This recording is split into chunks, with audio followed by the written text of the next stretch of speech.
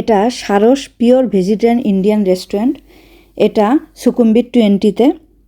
আমি কমেন্ট বক্সে ইন্ডিয়ান এই রেস্টুরেন্টের ঠিকানাটা দিয়ে দিব। আপনারা শেয়ার করে রেখে দিবেন টাইমলাইনে, কারণ কখন কোনটা প্রয়োজন হয় তা তো বলা যায় না। এই রেস্টুরেন্টের খাবারগুলো খুবই মজা। দোসা, তারপরে সিঙ্গারা, তারপরে দই ফুচকা, পাপড়ি চাট, ছোলে ভাদুরে, মশলা দোসা, এইসব ইন্ডিয়ান থালে, সাউথ থালে, এইসব ভেজিটেরিয়ান খাবারগুলো এখানে পাওয়া যায়।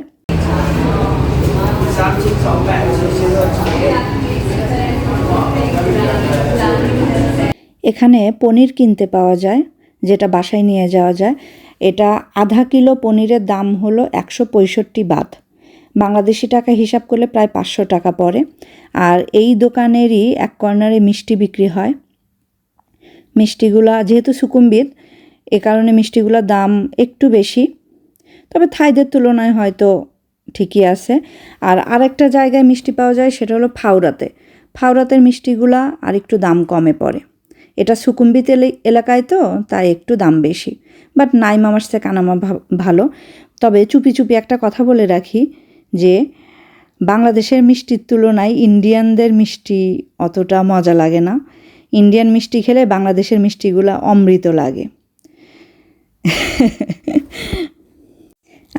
বাংলাদেশের চমচম, রসগোল্লা, কাঁচাগোল্লা, কি মজা! এখনই মিস করতেছি।